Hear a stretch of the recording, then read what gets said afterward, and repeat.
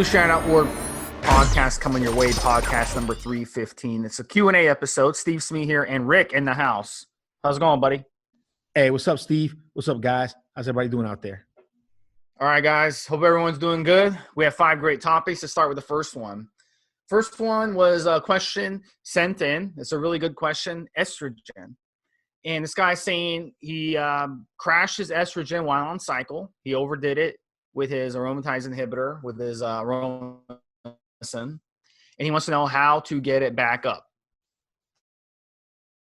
So first off, one of the big misconceptions we see out there and in the medical community, we see this a lot. And it's that even, the best medical professionals don't quite understand this. But when you have low estrogen levels, it's not a good thing for a lot of reasons. And I can go through a bunch of reasons right now. One of the main reasons, it's mood, depression. You're going to feel tired. You're going to feel non-motivated. Also, your joints can start aching if you got low estrogen. Your libido, your erectile strength, all these types of issues can crop up when you have low estrogen. Now, high estrogen is not a good thing either, and that's one of the bro science myths that we see out there by a lot of guys. They think, let me just make my estrogen go sky high. Who cares? And I'm here to tell you that that's not good either. So you need to balance your estrogen while you're on cycle. So everyone wants to know, they always ask me, Steve, what's the dosage? What kind of dosages should I run of my aromatase inhibitor, my AI, my aromacin, my 8X? What are my dosages supposed to be? And I tell them, guys, it just depends. It depends on what you're running. If you're running a TRT dose of testosterone, you're not going to need an AI. If you're running a correct TRT dose, you're not going to need an AI. If you're running an incorrect dose where you're running too much, which a lot of guys do, way too many guys do, because they go to these anti-aging clinics. The anti-aging clinics want to make money, so they're going to put you on a lot more than you need for TRT. Then in that case, you're going to need an AI to keep your estrogen balanced. Otherwise, it's probably going to go sky high. So it really depends, guys. At the end of the day, you've got to learn what works for your body. Everyone's going to be different. So you got to balance it. Blood work doesn't lie. You can go get blood work done. It's going to tell you. It's going to give you a snapshot exactly what's going on. So then you can adjust your AI up or down from there. And then you can test again in another 2 to 3 weeks. See where things are. You should get a good read on how your body reacts. If you have a lot of fat on your body, it is true that if you run aromatizing compounds, you stand to have a higher risk of having estrogen side effects. So you got to keep that in mind. My opinion on this, guys, is that you want to keep your estrogen in range. On cycle, you want to keep it in range during post-cycle. And you want to keep it in range, obviously off cycle too. So you should not have an issue. So this guy, he wants to know how he's supposed to get it back up. And my answer to him is simple. Stop taking an AI. Let your estrogen bounce, run blood work, see where you're at. And then you can gradually reintroduce an AI if you need it. But if you don't need an AI because you're not running enough aromatizing compounds, it shouldn't be an issue. Rick, what do you think? I agree with pretty much everything you said. And I do think guys overuse the aromatase inhibitors. Now, I'm prone to gynecomastia, and like I've said in podcasts, I use Novadex almost pretty much most of the time. It's harder to go wrong with Novadex than it is to go wrong with aromacin, right? Because Novadex is just blocking estrogen at the receptor site in your nipples where we don't want it to get to because we don't want gynecomastia. When it comes to aromacin, you're lowering estrogen levels across the board. And this has other effects. You need proper estrogen levels to get an erection, to maintain proper blood lipid profile, for your joints to repair properly, skin, bones. I mean, there's just a bunch of different functions that you need proper estrogen for. Not only that, but you need estrogen in order to make good muscle gains. A lot of guys are killing their gains, taking all this aromasin on top of their D-bol and on top of their testosterone, taking all this aromasin when a little bit of that extra estrogen does help your gains. And no, guys, I'm not just talking about, oh, it's an extra water weight because of the estrogen. Yeah, some of that. But the estrogen also contributes to your protein synthesis and your real muscle growth, the real muscle that you can actually keep afterwards. So a lot of you guys out there may actually be killing some of your gains by overdoing the aromasin. I like the Nova because it takes care of the one side effect that I'm really concerned with, which is gynecomastia and maybe having to go under the knife to get those glands removed at some point down the line. So I'm really happy to use the Novadex and not have to worry about that. But when it comes to lowering overall estrogen, I personally, unless I'm feeling the bloat and actually feel the additional estrogen and things getting out of control, I won't slam the AIs. There's some, because I've used testosterone for so long, I can gauge my testosterone dosage with whether I need an AI or not just before the cycle starts. But every once in a while, it'll send me for a loop and I realize the same dosage is dropping estrogen too much or vice versa. The same dose is actually letting estrogen get too high. So even then I still have to tweak it. But yeah, guys, don't be afraid of estrogen as this evil thing. No, you need some of it. You need some of it for health and you need some of it for muscle growth during your cycle. So lowering estrogen overall is not the best idea, not the best way to go about it. Blood work, guys. And even then, Steve, you have to know yourself, because sometimes on the paper the estrogen could be a little bit high, but depending on how high it is in relation to your testosterone, you might have some joint problems or you might have issues with your libido and things like that. So you do need the blood work to know where you really stand numbers wise, and you also need to know yourself. Absolutely. You'll learn yourself the more you get experience with this, but without blood work, it's going to be you need much those more numbers. Challenging. You need those numbers to reference. You're right. Yeah. It's like building a house without the blueprints. You're just guessing. But like if you get blood work done, you can actually like see in black and white what's going on. So it's very important to get that blood work as you go along, and then you can kind of get a read on how your body is. But also keep in mind your body is going to change.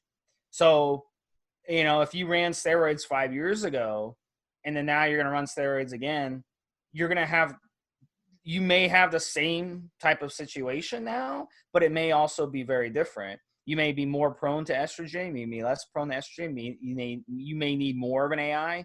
You may need less of an AI. You know, so your bodies do change over time. And there's really no way to know that unless you do it. So it's very important to do it, guys. It reminds me of those guys who go into the gym and they throw on like 3 plates on the bench press and then they can't even do like 1 rep. It's like, you know, not knowing your body is a huge disadvantage when it comes to fitness, when it comes to athletics. The best athletes of all time, you ask them, you know, how fast can you run the 40? How much can you bench? How healthy are you? Are you conditioned the way you want to be? They can give you their exact percentage of where they're at conditioning wise, where they're at when it comes to the off season. Those are the best athletes. Those are the athletes like Tom Brady who last 20 years as a professional, or Wayne Gretzky, some of the, you know, Michael Jordan. These are the best athletes of all time. But then the athletes that flame out, they have like 2-3 good years. They look like they're going to be great athletes, professionals, and then they just flame out of nowhere. What happened? They didn't know their body. They didn't learn their body. They didn't understand their body. Any sport, weight training, powerlifting, bodybuilding, anything, you got to know your body. You got to learn your body. So if it's just like, you know, playing a game. You know, if you're not improving at it over time, then you're never going to succeed at it. You have to push yourself and you have to learn your own body over time. Nobody can teach you this stuff. You've got to learn this stuff on your own, and you have to have that blueprint as you go along to give you the best chance. All right, guys. So next topic is sharing secrets in the steroid world. Is that wise? Shouldn't we keep things secret? This was a question sent in. And Rick, I'm going to bring you in early on this one. What do you think about this question? Because we do this podcast and we're sharing a lot of information out there to people for free. We're giving out 40, 50 years of combined experience for free to people. And you have some people that think, well, shouldn't it be like kind of a magician who doesn't disclose their secrets because it's going to piss off other magicians?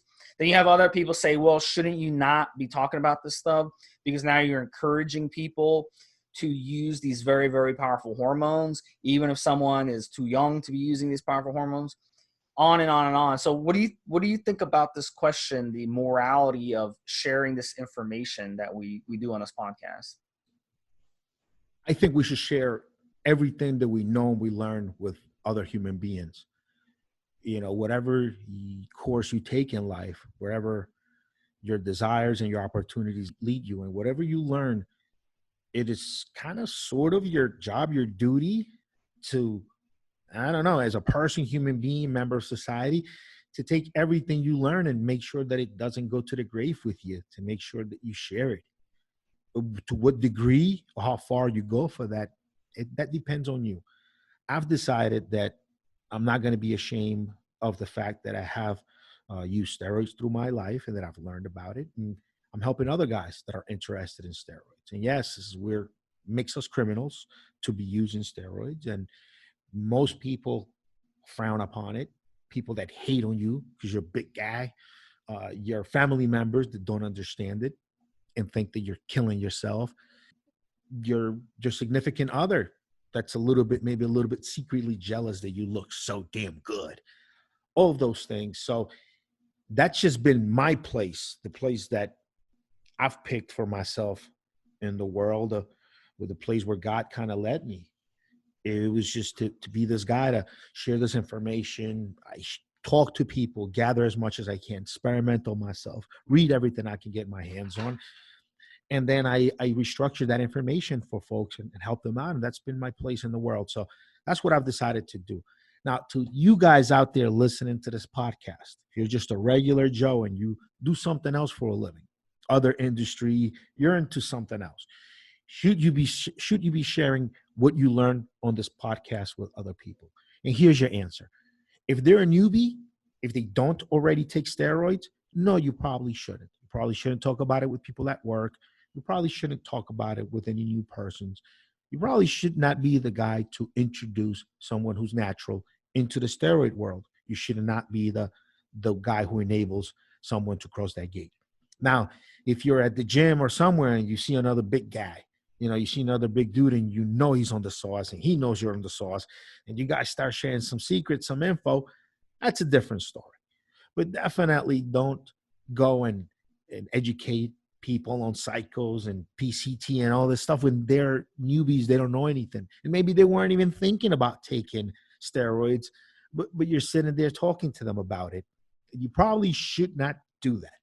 If this is the lifestyle choice you made, then you go all out. You listen to the podcast, you take the sauce, experiment on yourself, you journal your progress, you take the blood work, you do this, and then you don't bring anybody else along. That would be my opinion on it, guys. Just don't bring anybody else along.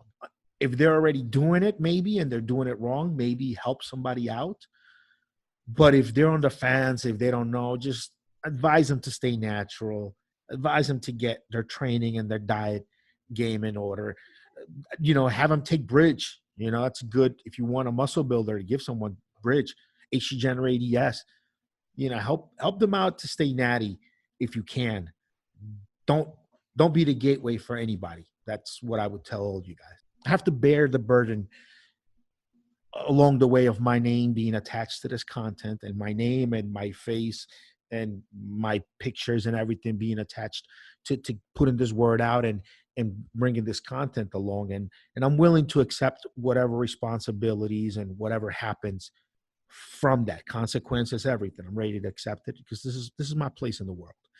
But you guys doing something different with your lives and having a different path in your lives, you might just want to keep this a secret for yourselves and for other like-minded individuals, and definitely not share any of this with newbies or people that are not about the lifestyle, or people that also don't have something to share back with you, in my opinion. What do you think, Steve? You know what? I'm going to take a different approach on this. I think I kind of understand where this person is coming from a little bit. And here's where they're right. If you go on social media and you look at YouTube and you look at Instagram and even Facebook and stuff, all these big social media platforms, and then Reddit, of course, and even like steroid forums, most people have no clue what they're talking about. But the thing is, they'll talk and, they'll give out information. A lot of information they'll give out, and maybe 5 or 10% of that information is accurate. It's kind of like fluff. It's like that show every morning called Good Morning Football. It's on the NFL Network. You guys ever watch that? It's a 3-hour show or 4-hour show. And most of the show is just fluff. They just kill time on the show because you can't sit there for 3-4 hours talking about football. So they'll talk about things going on in with celebrities. They'll talk about, they'll do games on the show. They'll do interviews with coaches and players to try to kill the 3 or 4 hours. But you're not really getting good breaking news. You're not getting good information on the sport. So if you went on YouTube, for example, and you downloaded 100 hours of information on this stuff, and then how much of that out of that 100 hours would be actually good information and not just cookie cutter, repeating the same shit over and over again, the bro science, and just some guy who thinks because he has 100,000 subscribers, it makes him special. It makes him, his opinion matter to people. And if you ask a normal person on the street, have you ever heard of this person, even though they have like 100,000 or 1 million subscribers on YouTube, they're not going to know who the fuck they are, for the most part. So they think that they actually are like giving out information and being useful to people, and they're not. So it's TMI. It's too much information out there. So when there's too much information out there on the subject, it gets watered down tremendously. So that's what we try not to do on this podcast. We try not to give you cookie cutter information. We try not to tell you, like when it comes to diet, we're not going to sit here and say, oh, count your calories every day. Like you're little robots, like we're following Weight Watchers. You got to get 50 more calories a day than you're burning, or you're not going to gain weight. We don't sit here and tell you that. But a lot of these guys do because they're cookie cutters. So the cookie cutter information out there is just horrible. Like if YouTube just one day just went through and just wiped out every fitness site, I would think that would benefit society, because I'd rather no information be spread than 95% of the information be bullshit. And I don't think we're going anywhere by having bad information out there. And, so I kind of know where this person is coming from.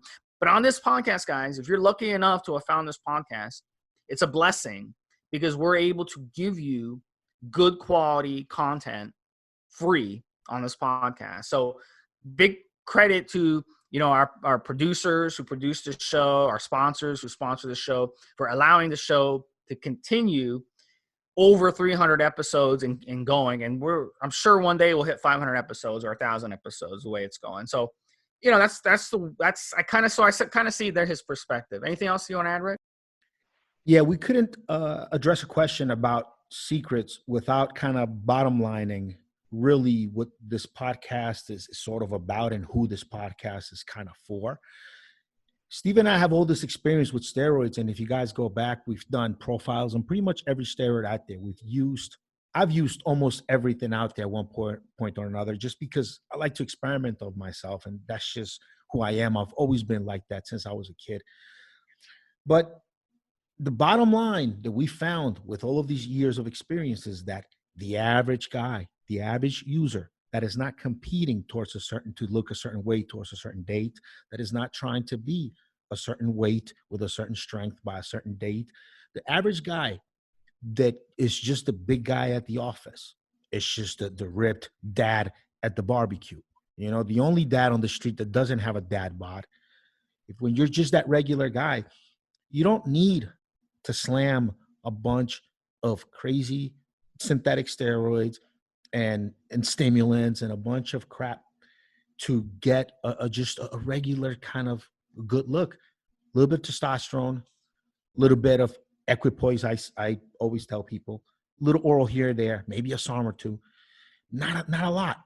And just make sure you're consistent and you have everything else figured out, the training and the diet, and it'll get you there. And this is kind of who this podcast is for. And yes, we provide the rest of the information because we have it and we want you to have it too. But at the end of the day, we don't think you need it. Now, if you're a next level guy, if you're a competitor, getting on stage, you got to have a coach. You know, you're not trying to get on stage here and getting your cycle information from a YouTube video, or from a podcast, or from just articles. You need a coach that can look at you. You need a coach that can help you learn how to pose properly. You know, you need a coach that could maybe tell you what these judges are looking for because he's brought guys there in front of them before. You know, you need all of that. And that guy will have you, you know, take orals for 8 and 10 weeks straight and all this stuff that competitors do, and take diuretics and all these things that you really need to do once you get below 7-8% body fat to be a certain way by a certain date. And then that's where all these drugs come in and taking the different steroids and all these crazy things. And if you need that information, you should have a coach. And if you don't have a coach, then you're doing it wrong. But if you're not doing all of that, if you're just a regular guy, you know, if you're the super dad bod on the block, we're what you need right here. You know, we'll give you all of the information about every compound that is out there. We'll entertain you all day long. But in the end, we're always going to advise you to just take the safest route, to just do just a little, tiniest little bit that you just need to get you where you want to be and move on. Don't get too crazy with a bunch of different compounds, and it's just not necessary. You're wasting money, wasting time, and you're wasting your health away on gains that, if you want to experiment on yourself and just feel what trenbolone feels like or feel what something feels like for one cycle, I guess why not? But it shouldn't be, doing trenbolone a couple of times a year shouldn't be your crutch to having a decent beach body, you know, for your significant other. You know, trenbolone is too much to have to run a couple of tren cycles a year just to look decent with your shirt off for your significant other and your family. I mean, it's let's be realistic. At least that's my opinion, and that's what you're going to hear on this podcast, along with all the other information we give you. So.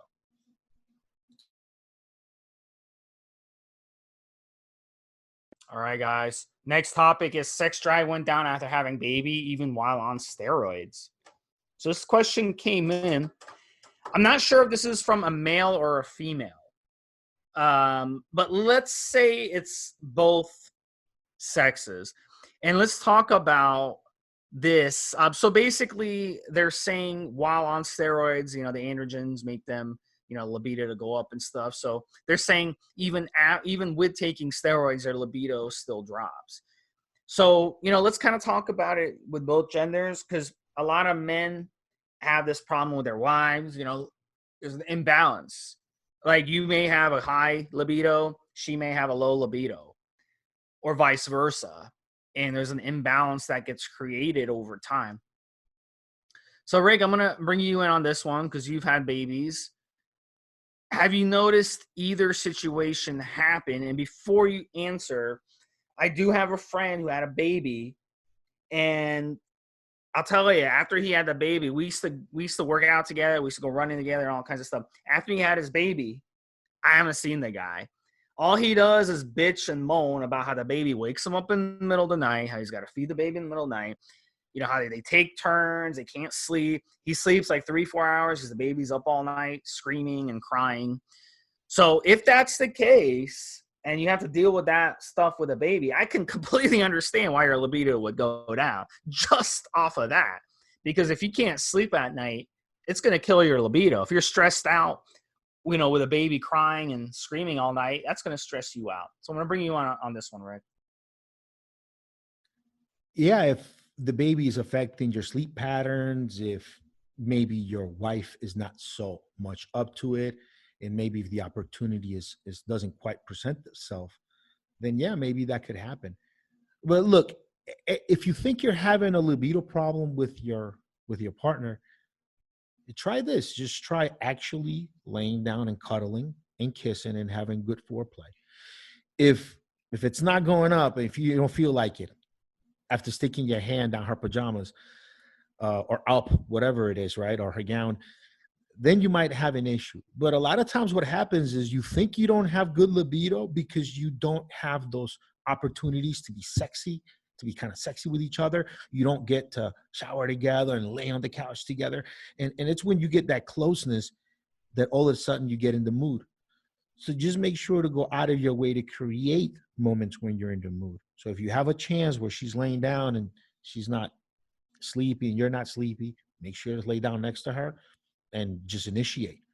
Get kissing. But and I can see if you have a baby, of changing a dirty baby diaper and having I did all of that. Maybe I can see how that can kill the mood, is what I'm saying. Nah, dude. Let me tell you something. Maybe you haven't had children, but I've had kids, and you don't care what that diaper smells like. You don't care where they keep you up. You love that little thing you got there.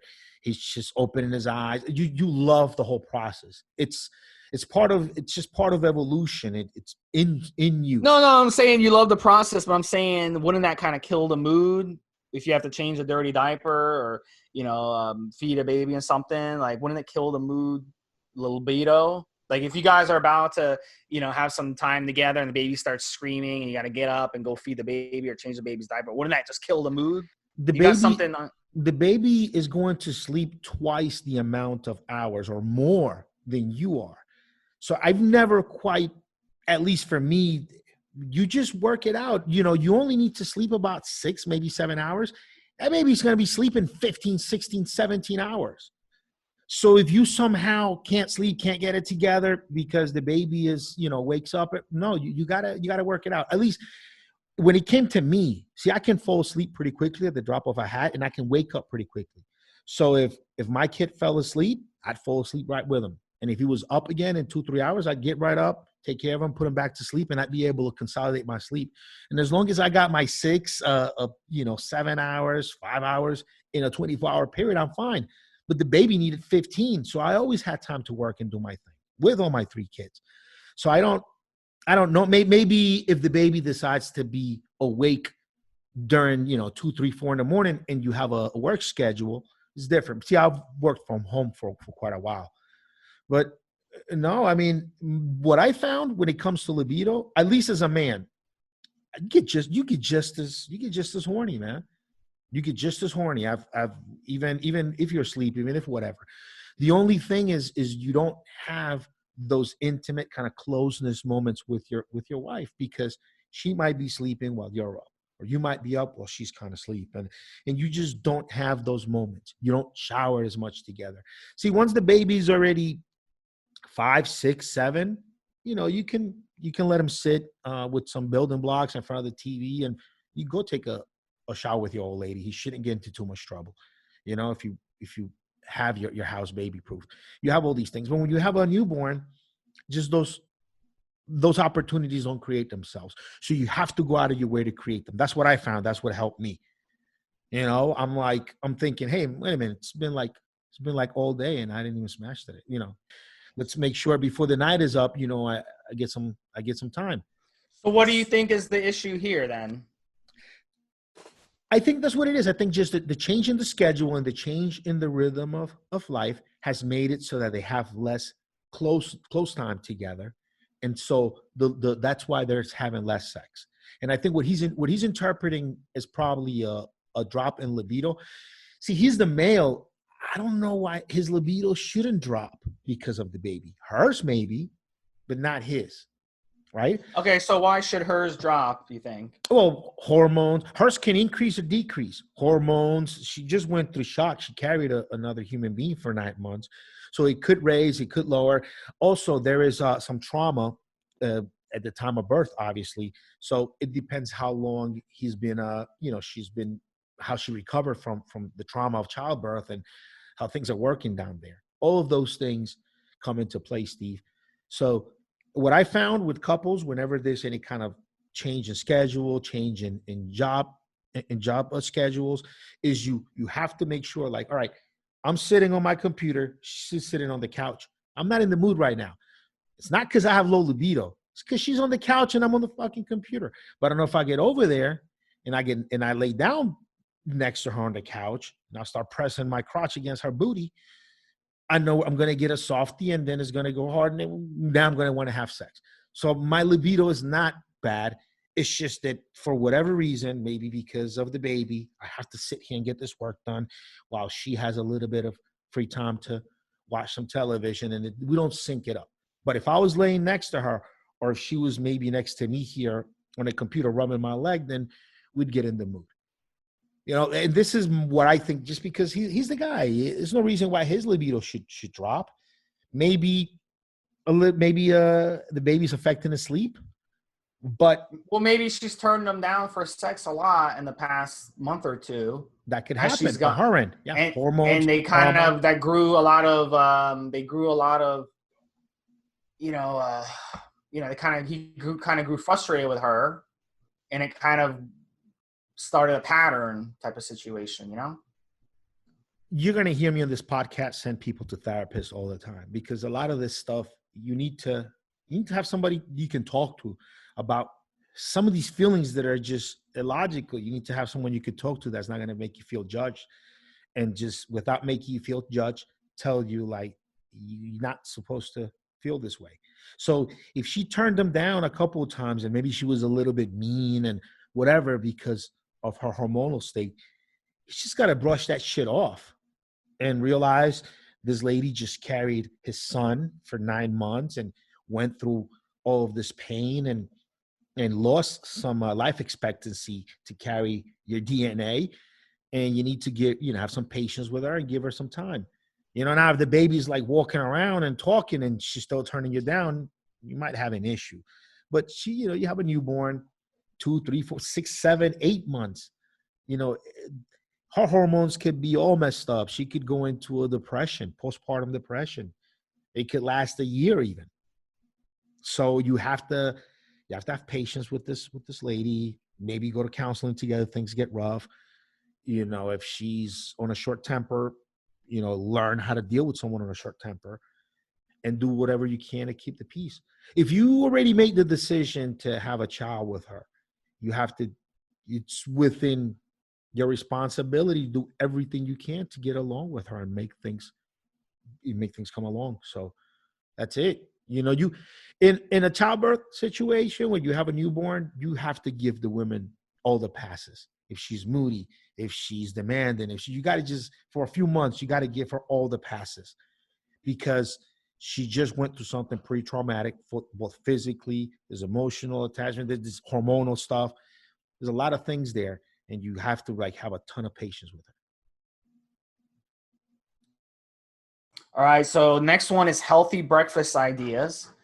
So Rick, I'm going to bring you in on this one. What do you think about this question? What advice you have for healthy breakfast? Skip that shit. Skip breakfast. It's the best idea. Skip it. But they said that breakfast is the most important meal of the day. Skip that shit. You have any ideas? Because we didn't agree. Tell us about that. Tell us about. In about, what time is it? 5:30 where I'm at. At 8 p.m. I'll have 48 hours on my dry fast.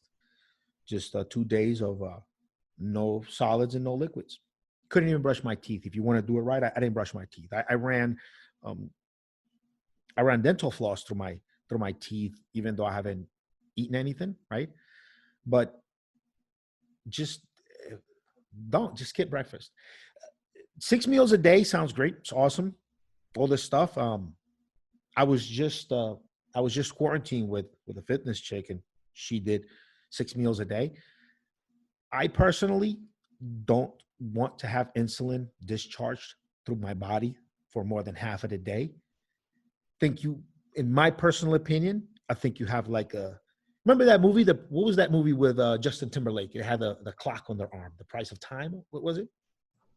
It doesn't ring a bell. I Yeah, don't but they have like a follow Justin timer. They Timberlake. have like a timer on their hand. He's an actor. He decent. You can be a fan of Justin nowadays, and it's not like, and it's cool. Kids know some incredible stuff. So so they have like a thing on their arm. I feel kind of the same way about insulin. I think the more hours that your body spends with insulin being discharged through your system, I think the less hours of vitality, health, life expectancy you actually have. So I do my best to get my proteining, get my feeding in the shortest span of time throughout the day. So yeah, I mean, that's just the way I feel. I think insulin contributes to cancer growth. It stops your body from getting rid of some dead cells and some waste.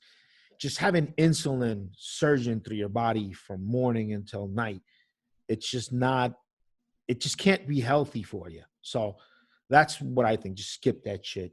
Fuck breakfast. Fuck you, breakfast. Just skip that shit. All right. What do you think? Yeah, it's funny. Growing up as a kid, my mom would force feed me breakfast every morning, and I would get sick. Like almost every day, I would get sick from it because you see the breakfast companies, really the food industry, wants you to consume breakfast. Just like right now during the pandemic, nobody's going out to eat, and all the food companies and the restaurants, they're dying. They're just losing so much money because they depend on people eating nonstop.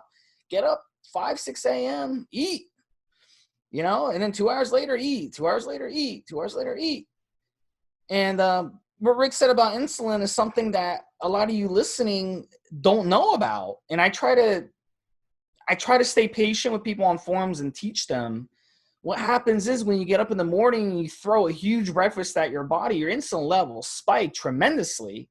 So then you're going to find yourself 2-3 hours later, or even an hour later, hungry again. What is going on? So if you just wake up and don't eat anything, you won't get hungry again. You can just go the whole day without eating anything and you'll be perfectly fine. Now you train your body to eat all the time like this from 6 a.m. to 10 at night, eat. We've been taught that. In the bodybuilding world, we've been taught that eating food builds muscle. And it's absolutely not the case, at least in the developed world, because in the developed world, we get too much food already.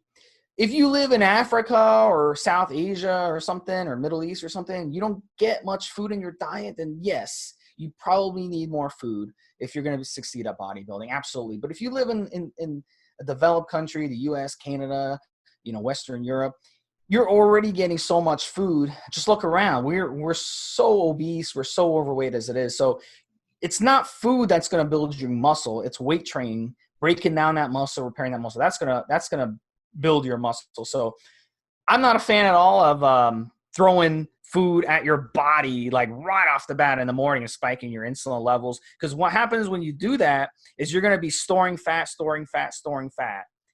And that's just going to keep making you more and more fat. Go ahead, Rick. You want to chime in? And it doesn't mean that you don't get all your protein and all your calories in to grow. You do. You just get it in a shorter window of the day. You don't spread them out throughout the day. So every time you eat a little bit of food, more insulin, a little bit. No, you get those calories in a shorter amount of time. And that's it. You try to eat. If you can break it down to where you're eating within a 4 to 6 hour window, that's pretty ideal. And just make sure and it also helps you're not hungry. It kills the hunger. Once you learn how to time restrict your feeding, you just don't feel hungry all day. Being hungry is actually not natural. That hunger, that hunger pain that hurts like at the bottom of your stomach, that's not natural. That's an addiction to that fast energy. Is not really your needing the calories, because if you got hunger pains, but you got fat around your belly, you got fat under your nipples or under your chin, you're not a fit guy. You're in the teens in body fat, but you have hunger pains and you feel lightheaded because you haven't eaten in 5-6 hours. But you already have stored energy that's inside of your body. Why is your body screaming out for you to take in more food when you have stored energy that'll last you days just in your nipples and your belly and under your chin? Fat fuck. Why? That's just an addiction to that energy. You already have stored energy in your body. And that's just what I'm describing. It's just what's under your skin. You have a whole day's worth in your liver or more. So no, that hunger, that pain, it's an addiction. It's more at the brain level than really your body. So once you learn to restrict your feeding to only a few hours, then all those hunger pains go away, that moodiness, lightheadedness, sugar, your blood sugar dropping, all that shit goes away. And you're able to just kind of live life and feed and eat what you need to eat. But so you still get your macros in. If you're bulking, big guy, whatever, you still get your stuff in. You just do it in a short amount of time. Now, if you're competing, if you're a competitor, if you're Mr. Olympia level, your coach is going to have you do something different. It's way different when you're a mass monster holding on to an extra 100 pounds of muscle. But if you're super dad bod on the street, like we just discussed earlier in the podcast today, give this a shot. Time restricted feeding. Skip that breakfast. You just get your calories in a shorter span throughout the day. You'll be more productive, get more work done. You'll feel better. It's just a better lifestyle. At least it is for me. Yeah, and Rick, we're going to talk about dry fasting on the next Q&A, but what you can do if you're just doing a normal water fast the whole day, just drinking water, you can add a little salt, add a little cream of tartar, gives you a little electrolytes, and you'd be surprised that sugar addiction, that carb addiction that you have, a lot of times that's just your body having a little bit of an electrolyte imbalance. So if you just throw some salt water at the issue, those cravings for sugar, which are completely unnatural, will go away. Another thing what Rick was saying about, being lightheaded and being grumpy, I just had someone I talked to, they tried to not eat until about 2:00 and they're like, I couldn't do it. I started getting a headache and I'm like blown away. But what's happening there, guys, that's something you just have to push through. And after about 2 or 3 weeks, your body is very, very quick to change. So that switch will go in about 2 or 3 weeks, and then you will feel so good just doing that intermittent fasting and just eating in a small 2 to 4 hour window or 6 hour window during the day versus just throwing breakfast at your body. And before, these guys, again, we go back to social media people, not these social media people who think intermittent fasting is a fad or blah, blah, blah. Guys, we've been intermittent fasting for millions of years. Animals in the wild, they intermittent fast. They do. You don't see cats and dogs, your pets at home, eating 6-8 meals a day. You don't see that. They'll eat 1 or 2 meals a day. That's it. In lions in nature, they do the same thing. Oh, people spoil their pets too. They're overweight pets. Because, that's why. Yeah, you should only feed your pets once a day.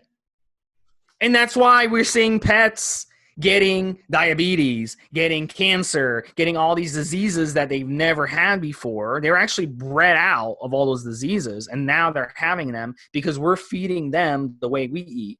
And they just beg for food and ask for food and eat because that's their way of kind of getting attention and stuff. But a lot of times, like, dogs are a lot more polite. Like, if you offer a dog food, it'll probably take the food. But a cat, like my cat, I'll give her food and she won't eat it. She's like, I'm not hungry. I'm not going to eat it. If you take a lion and you ever see them on nature on TV and they're drinking water out of the pond in Africa, and you see like a gazelle next to the lion drinking water, and you're like, why isn't the lion eat the gazelle? Well, it's because the lion isn't hungry.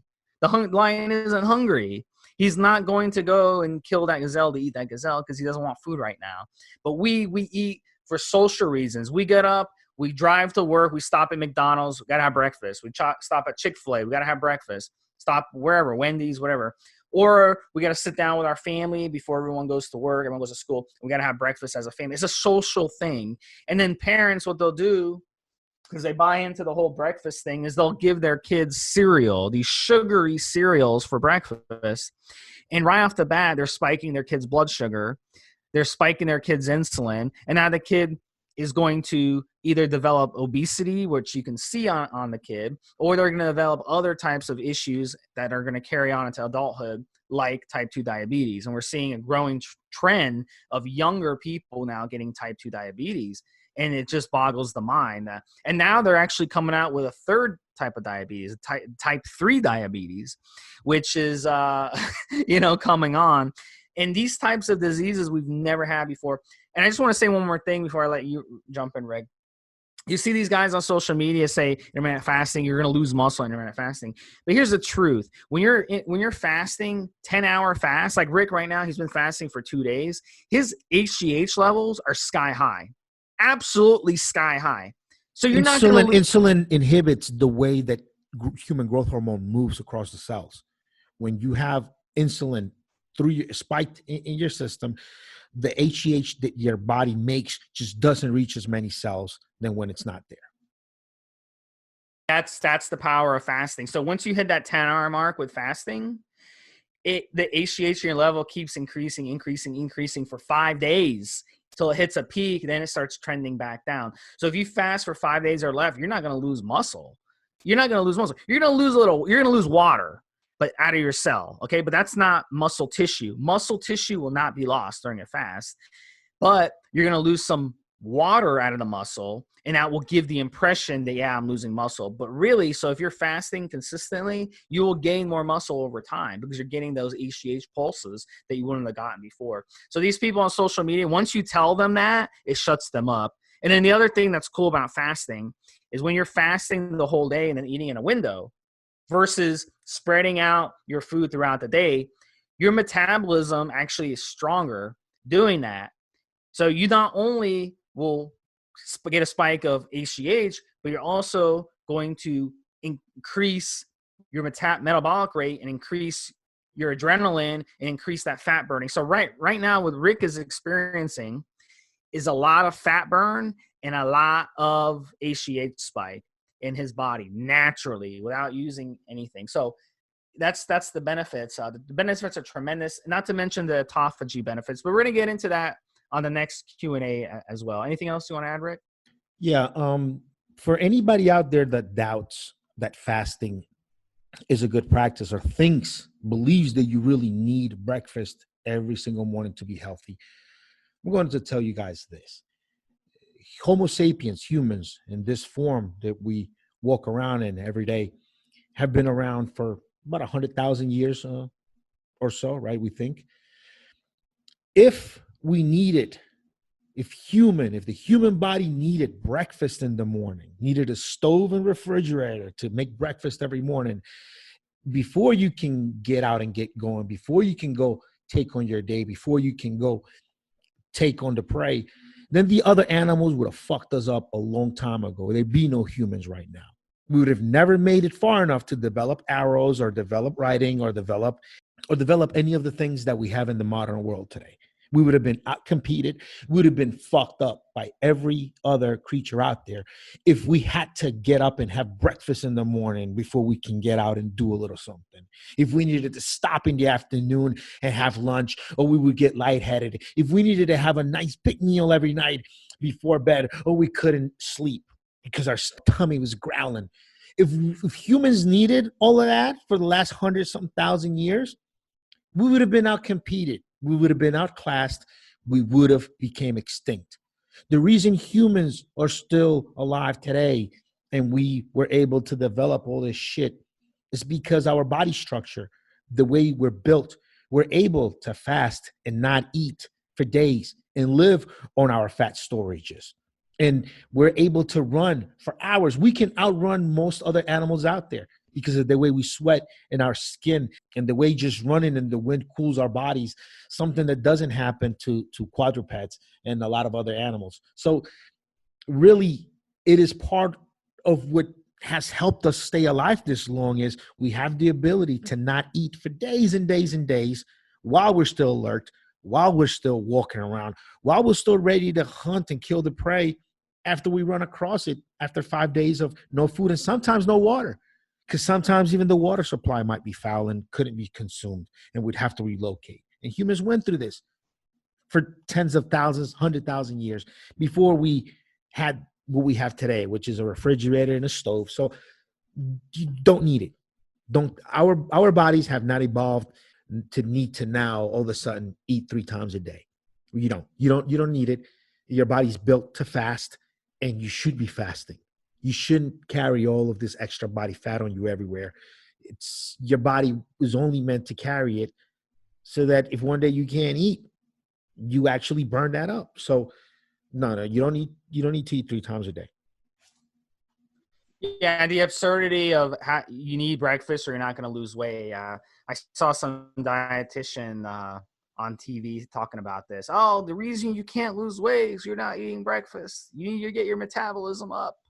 I mean, these people are educated like 6 years of college, and they get taught like incorrect information. And that's the problem. It goes back to what I was saying at the beginning of the podcast.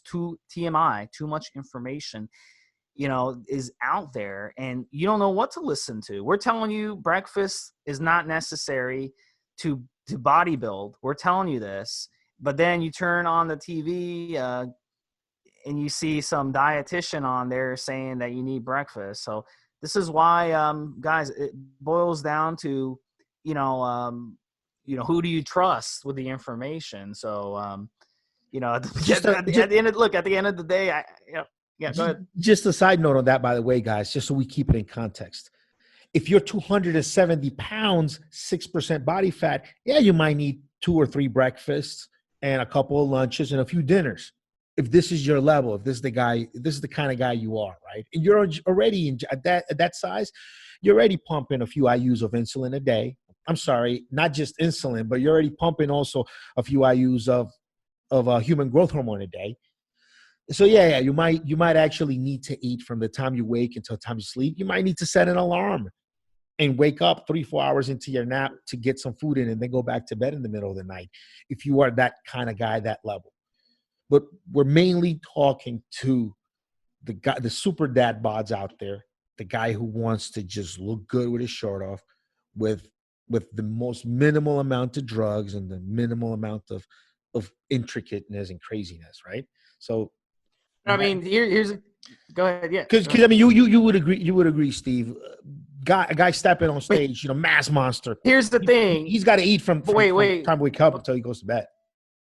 Well, at least when he's building that mass, going up to the show, he's going to starve himself. That's just how it goes, right? But if you follow what he's doing, you're just going to get fat. That's the bottom line. You could take anything he's taking. The second thing is those guys, their lifespan is much, much shorter. I'll use Rich Piana example. He still was pushed eat 10 meals a day. Rich Piana, the last 2 years of his life, I guarantee you he could not absorb any of his food. All that food he was throwing at his body, he could not absorb it. So it was completely pointless. What he should have done was exactly what we're saying. He should have done what we're saying to kind of reset his body, to kind of cleanse his body, to heal his body. He'd still be alive today instead of keep throwing 10 meals a day. The people who eat that much, okay, that are listening to this podcast, if you're sitting there and you eat 6, 7, 8 meals a day, you keep throwing food at your body, over time, you're going to develop gut issues. You're not going to be able to absorb your food properly. So you're going to keep needing more and more food. What I'm saying is, if you teach your body to be efficient bodies are better than inefficient bodies because you can absorb everything. So if you're eating 1 meal a day, 1 solid meal a day, and you're absorbing all of that nutrition from that 1 meal, that's better than eating 10 meals a day and absorbing 10% of the stuff that you're eating. That's my point. And that's the truth. That's why you see people who follow that lifestyle. Like, okay, let's say the blue zones, the people who live in the blue zones, they all intermittent fast and they all fast. In ICARA, they actually fast half the year. They'll eat every other day. That's their lifestyle. They'll eat every other day. But they're so healthy, they live to 80, 90, 100, no problem. I mean, it's easy. They have no health problems at all. But then the American lifestyle of eating breakfast, huge breakfast, we got to eat a huge breakfast. We got to eat 5 pancakes with syrup, 3 eggs, toast, butter, bacon, sausage. Got to have that huge Denny's IHOP breakfast because that's what they want you to think. And guess what? They're in their 30s, they're in their 40s, and their guts are destroyed. They have no gut. They can't absorb anything. So basically, they end up with all these health problems. So even if you're at that level, Rick, even if you're at that level, they still should be taking time out of their month to do a little fasting, just to get things cleansed out, just to get a little autophagy, and that would actually benefit them more. And we see this with professional athletes like Tom Brady, Rob Gronkowski. I keep going. These guys, they intermittent fast, and they're the best players. They've been doing this for a long time. They know the trick to longevity. They know the trick. So this is where guys, use common sense. We're telling you something. They're telling you something, someone else is telling you something else. Just use common sense on this stuff, and you decide what makes more sense. What I'm saying makes sense, that you want to have an efficient body where you can take advantage of everything you eat. We just had someone post today on the forum. They're like, oh, why can't you just take vitamins from the store? Just eat processed foods all day and take vitamins from the store. Guess what? You're not going to be able to absorb those vitamins. Why do you think so many people who eat tons of red meat and are overweight have low B12 levels? Why is that? Why do they have Crohn's disease? Why do they have IBS, all these gut health issues? Because they can't absorb shit. So now they have to supplement with B12. They have to inject B12 because they cannot take B12 orally, and they can't get B12 from their food, red meat, which has lots of B12, but they still are deficient. But then a vegan who eats a plant-based diet doesn't have B12 deficiencies. Why is that? Well, I thought plant-based foods don't have very much B12 at all. Where are they getting their B12? Well, it's because their bodies are efficient, and those plants are sucking up the B12 from the soil. But we'll talk more about this tomorrow, guys. We want to move into the next. We'll talk about this more tomorrow, guys. But just use common sense on this stuff and see if what I'm saying makes sense. If it doesn't make sense, we're gonna do a big fasting and steroids podcast. The next Q&A is going to be fasting and steroids. Let's do, Steve. Let's do some good research this week, and I'll talk to a buddy of mine that does juice and fast too, and get some good info for all these guys. The next podcast we're doing is aromatase inhibitor. So anti-estrogen. So you guys know that is the very next compound podcast. So yeah, we'll get more into fasting and steroids, and maybe some techniques of using some fat burners and some steroids with fasting techniques, with intermittent fasting, with time restricted feeding, with dry fasting. We could do a whole big Q&A fasting episode, Steve. Yeah, it's going to motivate a lot of people. So last topic, guys. Rick, I'm going to bring you in on this one right away. It says, wife turned mean after we got married. That's the first part. And I'm curious to hear from you if you know what this person's talking about. Because I sure as hell know what they're talking about. I've never been married, but I've been in relationships where this has happened. He says she's being short with him, etc. He wants to use steroids, but he's scared that she will get super pissed. So I'm going to bring you in on this and get your thoughts on his situation. Yeah. How long did he know her before they got married? I mean, if she was going to turn mean on him for whatever reason, if he had a long relationship before time than not, she should have turned well before. So maybe sounds like this guy got married a little bit too soon, or maybe he knew her as a friend and he got married too soon after they became an item. They became intimate. Maybe it, because I mean, it could be different things. Familiarity breeds contempt. So if she thought you were one type of guy and she married the guy she thought you were, or you try to make her believe you were, and now that she's with you, next to you every day, she's realizing you're not that guy, it's going to be some contempt. It's going to be some issues, and she's going to change. She's going to treat you different. Why is she treating you different?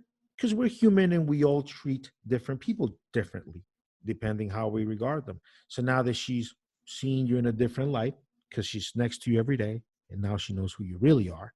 So now she's treating you in a different way. This is the most logical thing, I think, is that her perception of who you are, of who she sees you as, has changed, and so has changed the way she treats you. how that perception has changed or what you've done to change it. That's a good question. Maybe you've changed. Maybe you've become a little bitch and she's lost respect for you. Maybe you stopped being the man of the house, stop being, assertive and discerning, and she started to notice you kind of weak. So she's she doesn't know why she's treating you like this, but it's just her reaction because maybe you're acting like a bitch. So that could happen. That could also happen. So look within yourself for the answer, and then look, unless like a question we just had, unless she just had like a child and she's going through some big hormonal changes or something along those lines, or maybe she just got moody with you at that time of the month, something along those lines, unless it's something that you can easily point to.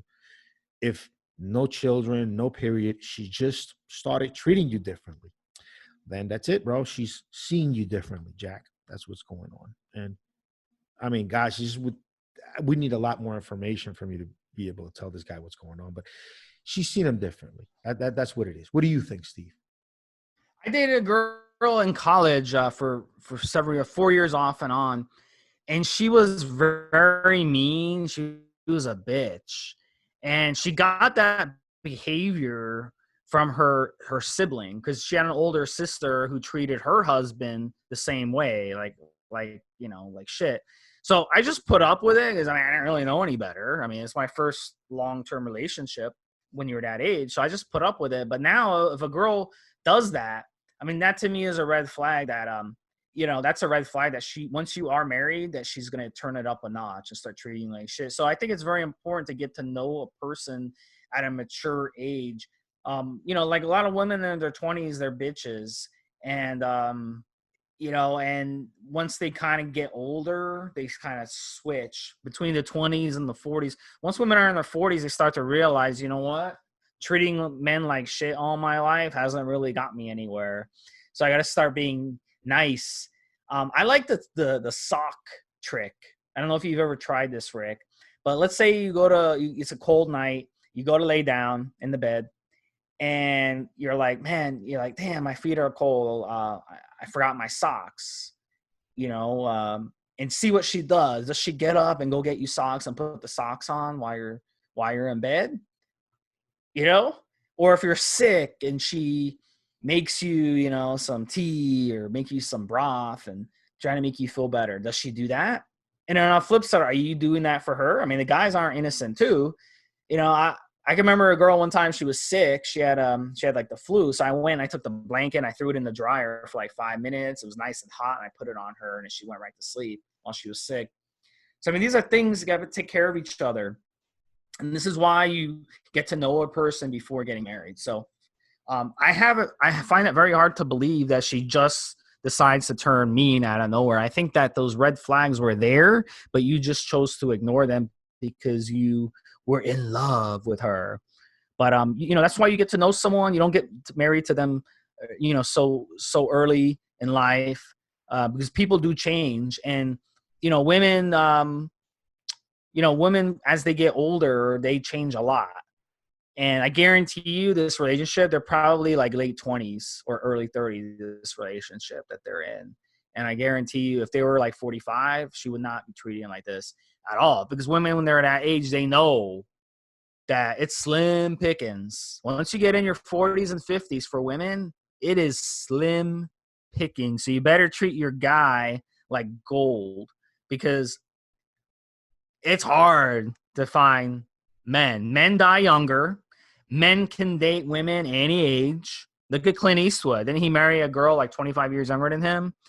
I mean, so a guy who's 60 can marry a 40-year-old, but a woman who's 60 isn't going to be marrying a 40-year-old unless, she's very, very rare. It's like 95% of the time it's men marrying young, not the other way.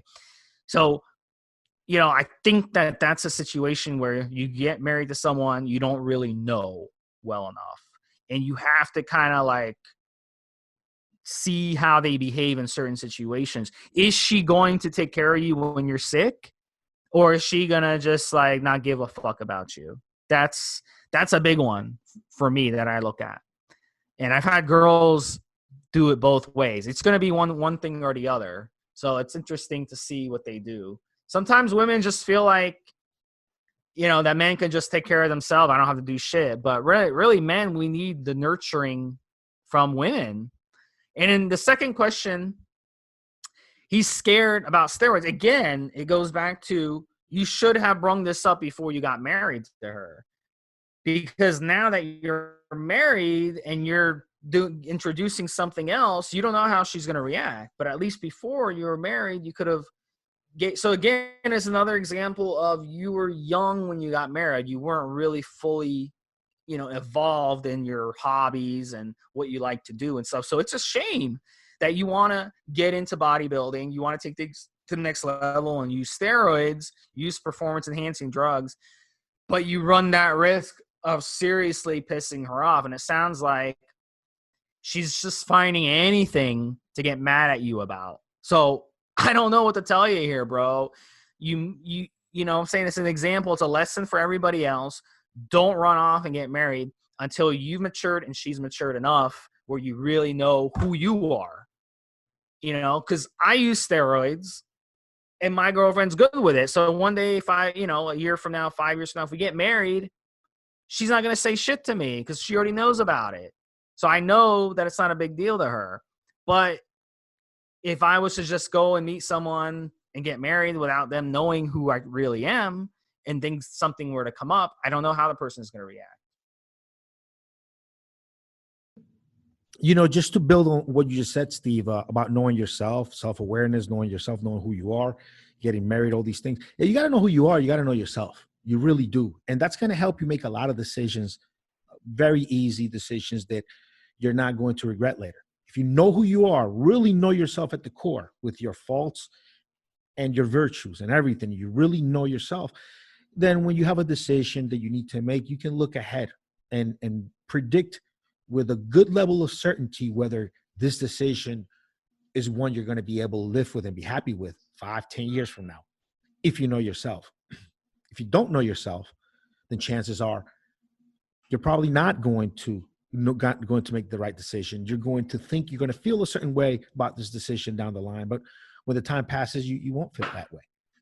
So as far as when it comes to knowing yourself and how that really applies well to your significant other. And this is something, guys, that's taking me, 40 years to learn, going through different relationships. So hear me out.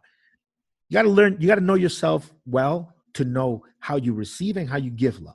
How you receive and how you give love. And same thing with your partner or the potential partner, or the person you're dating. You got to understand and know how they give and how they receive love. Because two people that maybe like each other a lot and want to have something going, they might not be able to ever make something work because they both give and receive love differently. Because the way that maybe one person gives love is not the way the other person feels loved. And maybe the way that the other person receives love is not the way the other person gives love. And then you have two people that get together and are very frustrated because they feel they're giving everything and they're getting nothing back.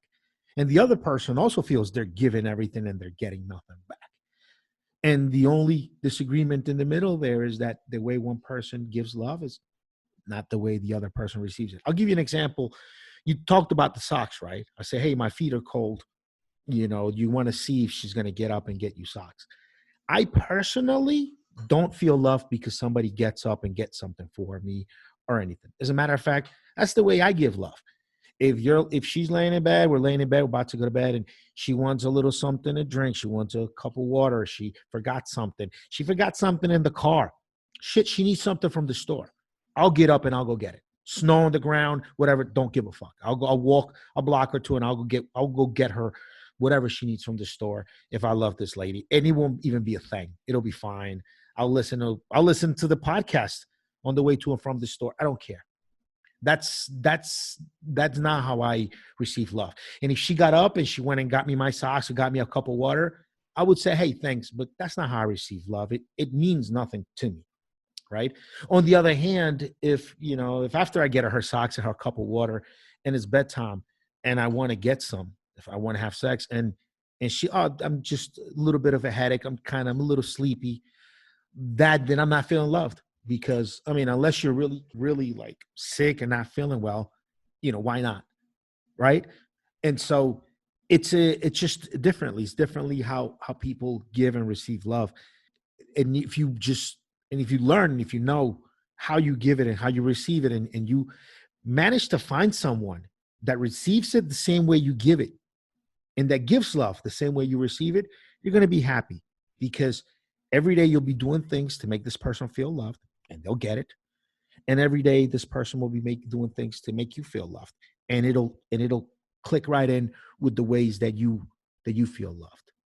See what I'm saying? So that's it. Just know yourself, know the other person, and you can make it work. But until you can both give and receive love in ways that are compatible, it's just not going to work out. It's almost got to be 50-50. And I don't mean just necessarily like one person pays, you each share the bills 50-50. I asked my old podcast host, Mason, Masonic bodybuilder, on the forums. I asked him this question. I'm like, doesn't it bother you that you go to work every day and she's just sitting home with the kids and cleaning? You're making all the money. 100% of the money's from you. And he said, no. I'm like, really? He's like, no, because I'd much rather go to work all day than stay home and do housework and take care of kids. So that's their 50-50. It works. Do you feel loved if your girl gives you something or helps you with bills or something like that? Do you personally, Steve, feel like you're receiving love when she does that? If I'm doing what? But paying bills? If your girl helps you financially. No, not at all. It would not make any difference to me. There you go. Now, if your girl cooks you a meal, do you feel loved if she cooks you a meal? Because it's something special. Yeah, I do. What about if she cooks you a meal and then she says, and then she says, all right, Steve, since I cooked, you're gonna do the dishes. Do you still feel loved? It drops down a lot. Yeah. See, all right. See, so like for me, I don't give a fuck about cooking me meals. Like I either gonna eat out or I like to cook because I know how my food should be prepared. I'm great at it. Now, if somebody wants to help me clean, see that makes me feel loved. You know what I'm saying? Helping me with the cleaning, because nobody likes to do it, right? Now, when you lay down with your girl and she lets you pick the movie, or she lets you pick what you're going to watch, if you guys are going to watch something together, do you feel loved by that, or do you not care? Not loved, but I mean, I just I want to pick something we both will enjoy. But somebody's got to give, because usually significant other tends to have different tastes, so somebody's got to give, right? No, I mean, if I like something that she doesn't like, I'll just watch it by myself or go to a different room and watch it. If she likes something, what if she wants to watch a romantic comedy with you? Would you sit there and watch it with her? If it's a good romantic comedy, yes. But I mean, if it's a shitty movie, I'm not going to waste my time. I'm going to waste 2 hours watching a shitty movie. If it's a good movie, got good reviews, it's got good actors, then of course. Yeah. See, it's all that stuff is different. Some people feel loved if their significant other lets them pick what they're going to watch. Some people don't care. Some, these small things. Some people like to be told and hear nice things. Some people just like to be touched. You know what I mean? I mean, one way my exes could show me love is just, climb on my back and squeeze a couple of pimples out. That's love right there for me. If you're helping me, I can't reach that little spot I got in the middle of my back, and she goes there and, helps me clear out that little pore. That's love right there. Also, I'll cook, but I like somebody helping with my cleaning. That's cool. So different little things, right? And that's what, people receive it and give it differently. So whenever people run into one of these problems, marriage and all this stuff, it's just that giving and receiving love differently, because that person is going to be doing things to give love. Like, for example, when you're home, you might feel loved if your significant other, when she's not at work, if she tries to spend time with you and hangs out next to you, even if it's just playing on her phone while you're on the computer or whatever. Or you might actually feel loved if she leaves you the hell alone and lets you have your space, and is not in your mix and next to your desk when you're working, but actually sits and waits for you to be ready to go hang out with her. And so you just have to just have to find that person where they receive it the way you give it, and they give it the way you receive it, and you'll be all right. All right, guys. So great podcast, guys. Listen to our next one. We're going to do an aromasin chemical episode. For Stevesmi and Rick, another episode of Evolutionary Radio. We'll talk to you guys next week. Have a good one. Have a good one, Steve. Have a good one, guys.